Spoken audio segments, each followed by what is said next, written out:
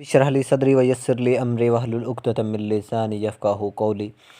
आप देख रहे हैं स्टडी इन्फॉर्मेशन यूट्यूब चैनल। नाज़रीन, आज हम जिस टॉपिक को डिस्कस करने वाले हैं वह है career scope in zoology. Topic को डिस्कस करने से पहले मेरे अपने नए नाज़रीन से गुजारिश है कि वो हमारे स्टडी इन्फॉर्मेशन यूट्यूब चैनल को सब्सक्राइब कर दे, बेल आइकन के बटन को प्रेस कर दे ताकि हमारी नई आने वाली वीडियो आप तक बर वक्त पहुँच सके और आप इससे इस्तिफ़ादा हासिल कर सकें। नाज़रीन, कैरियर या स्कोप किसी भी चीज़ का, किसी भी डिपार्टमेंट का स्कोप नहीं होता। स्कोप हमने खुद बनाना होता है, खुद हम स्कोप हैं। जब भी कोई तालिब इल्म एफएससी या एफए करके किसी भी डिपार्टमेंट में जाने का इरादा रखता है तो वो स्कोप को देखता है, कैरियर को देखता है कि मेरा कैरियर श्योर है या नहीं है। इस डिपार्टमेंट में मैं अगर जाऊंगा तो मेरा कैरियर कैसा रहेगा। नाज़रीन, एक बात याद रखिए, हम जिस मर्ज़ी डिपार्टमेंट में चले जाएं उसका स्कोप एक हद तक माने रखता है, लेकिन उसका स्कोप हम खुद बनाते हैं। उसका स्कोप, उसका कैरियर हमारी एबिलिटी पर है, हमारी रिस्पॉन्सिबिलिटी पर होता है। नाज़रीन, आज मैं आपके सामने ज़ूलॉजी का कैरियर रखूँगा, इसका स्कोप रखूँगा कि इसका स्कोप क्या है। ये उन स्टूडेंट्स के लिए वीडियो है जो ज़ूलॉजी को पढ़ रहे हैं या ज़ूलॉजी कर चुके हैं, ताकि वो अपने कैरियर का आगाज़ कर सके, उन्हें पता चल सके कि हमारे लिए आगे कौन कौन सी कैरियर अपॉर्चुनिटी ओपन्स हैं। नाज़रीन, सबसे पहले हम डिस्कस करेंगे टीचिंग के शोबे को। नाज़रीन, ज़ूलॉजी को स्टडी करने के बाद, ज़ूलॉजी की डिग्री मुकम्मल कर लेने के बाद हमारे पास सबसे पहले टीचिंग का शोबा आता है। हमारे माशरे में ये चीज़ बड़ी आम है कि जो बंदा बीएस, एमएस, एमफिल, पीएचडी कर रहा होता है तो उससे यही सवाल किया जाता है कि भाई आप कहाँ पढ़ा रहे हैं, क्योंकि टीचिंग का शोबा एक वास्ट शोबा है, बहुत वसी शोबा है और बहुत अहम फरीज़ा है। तो इसीलिए टीचिंग का शोबा बहुत मकबूल है। बीएस या एमएस या एमफिल ज़ूलॉजी करने के बाद आप टीचिंग के शोबे में जॉब कर सकते हैं। आप BS 16 स्केल के लिए टीचर अप्लाई हो सकते हैं। इसके अलावा आप लेक्चरार और प्रोफेसर के लिए BS 17 स्केल के लिए जॉब अवेल कर सकते हैं थ्रू PPSC एग्ज़ाम। इसके लिए PPSC का एग्ज़ाम भी होता है और NTS का एग्ज़ाम भी होता है। नाज़रीन, दूसरे नंबर पर हमारे पास आता है वाइल्ड लाइफ रिहैबिलिटेटर्स। ज़ूलॉजी को करने के बाद हम वाइल्ड लाइफ रिहैबिलिटेटर में भी जा सकते हैं। अब ये वाइल्ड लाइफ रिहैबिलिटेटर होता क्या है? वाइल्ड लाइफ रिहैबिलिटेटर होता है जो किसी भी एनिमल या किसी भी जानवर को जो इंजरीड हो जाता है या बीमार हो जाता है उसकी देखभाल करता है, उनको उनके माहौल में दोबारा रिलीज़ करता है, उनको माहौल प्रोवाइड करता है। और ये जो वाइल्ड लाइफ रिहैबिलिटेटर होते हैं ये मुख्तलिफ़ एजेंसीज़ के साथ, इंटरनेशनल एजेंसीज़ के साथ और फेडरल एजेंसीज़ के जो वाइल्ड लाइफ के अंडर होती हैं उनके साथ ये मिलकर भी काम कर सकता है। अगर आपने ज़ूलॉजी कर रखी है तो आप वाइल्ड लाइफ रिहैबिलिटेटर में भी जा सकते हैं। पॉइंट नंबर 3 नाज़रीन, ज़ू क्रिएटर। अगर आपने BS ज़ूलॉजी कर रखी है तो आप ज़ू क्रिएटर बन सकते हैं।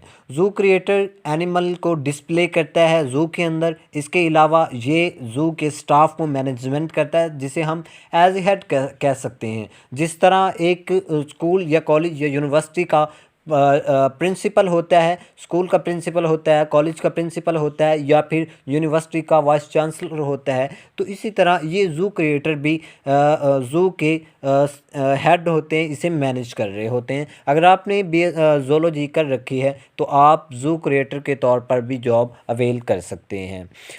चौथे नंबर पर मैं जिस पॉइंट को ज़िक्र करना चाहता हूँ वो है डॉक्यूमेंट्री चैनल।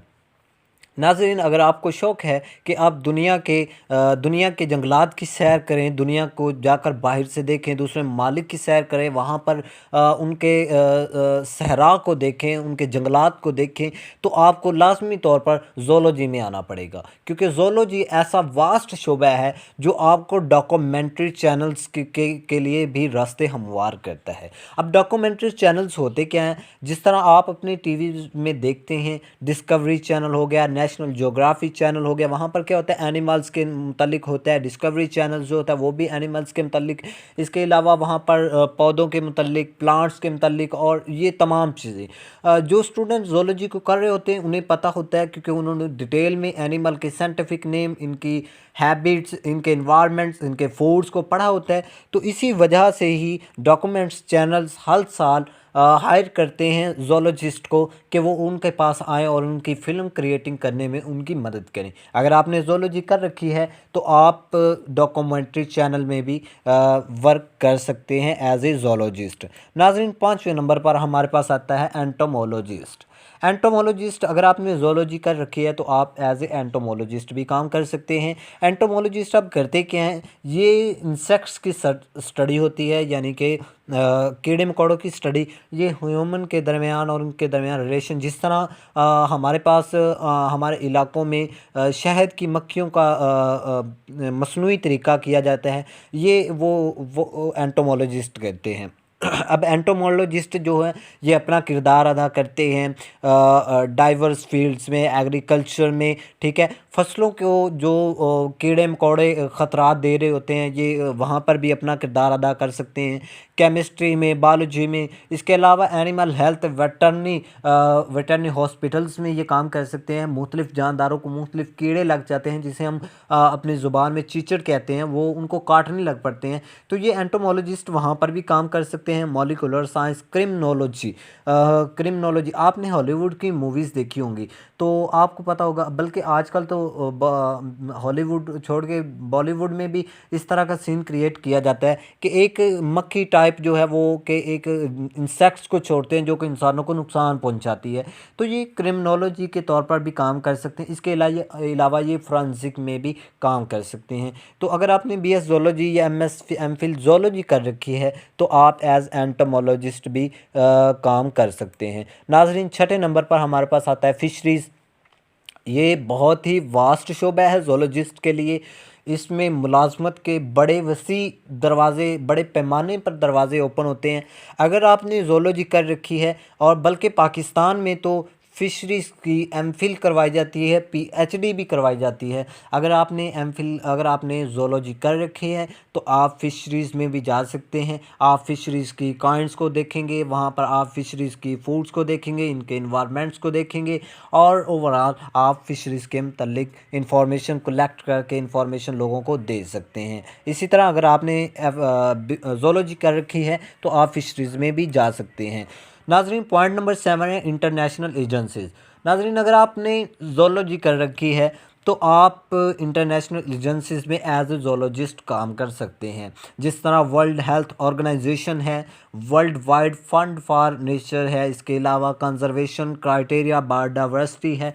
चूँकि ये तमाम चीज़ें हेल्थ के मुतल्लिक काम करते हैं तो इन्हें ज़रूरत रहती है कि हमारे पास एक ज़ूलॉजिस्ट होना चाहिए, जो कि जिस तरह अभी हाल ही में कोरोना वायरस आया है तो पूरी दुनिया को सपोर्ट कर रहा है वर्ल्ड हेल्थ ऑर्गेनाइजेशन। तो ये चेक करता है कि ये बीमारी कहाँ से क्रिएट हुई है, आया ये जानवरों से तो नहीं आई, आया ये इंसानों की ही बीमारी। तो ये इसी वजह से हम इंटरनेशनल एजेंसीज हर साल हायर करती हैं ज़ूलॉजिस्ट को।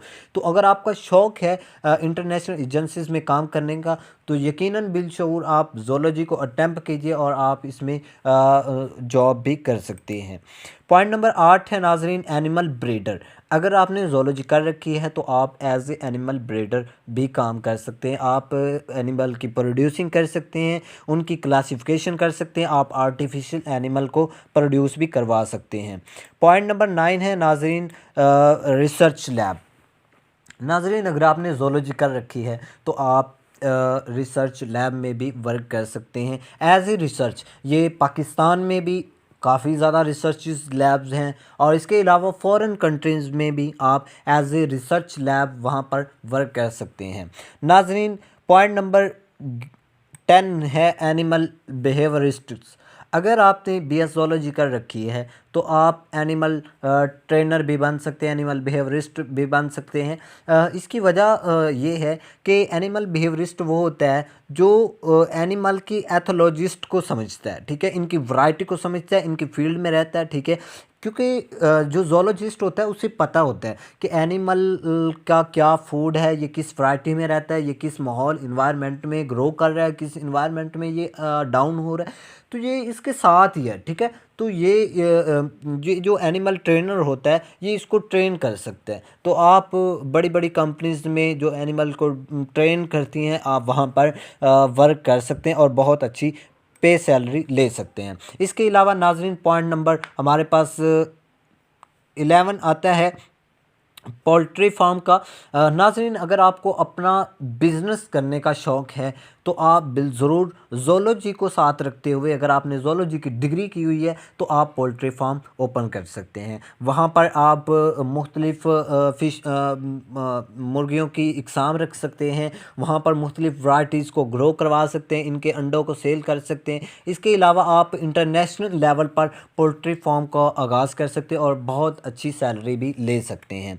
नाज़रीन, हमारा आज का आखिरी पॉइंट है कैटल फार्म। अगर आपने ज़ूलॉजी कर रखी है तो आपके पास एक वसी दरवाज़ा खुलता है नौकरी के लिए, वो है कैटल फार्म्स। आप बड़े बड़े कैटल फार्म्स में एज ए ज़ूलॉजिस्ट वर्क करते हैं, जानवरों की बीमारियों के मुतालिक आप वहाँ पर उनको देखते हैं, एज ए आप हेड वहाँ पर वर्क कर सकते हैं। नाज़रीन, ये 12 शोबे जो कि आपको ज़ूलॉजी में मुलाजमत के दरवाज़े ओपन करते हैं और आपकी मदद करते हैं कि आप ज़ूलॉजी को स्टडी करने के बाद, ज़ूलॉजी की डिग्री लेने के बाद आप इन शोबे में मुलाजमत करें। उम्मीद करता हूँ कि हमारी आज की वीडियो आपको पसंद आई होगी। अब अपनी टीम स्टडी इन्फॉर्मेशन को दीजिए इजाज़त। अपना ख्याल रखिएगा। मिलते हैं एक नई वीडियो के साथ। अल्लाह हाफ़िज़।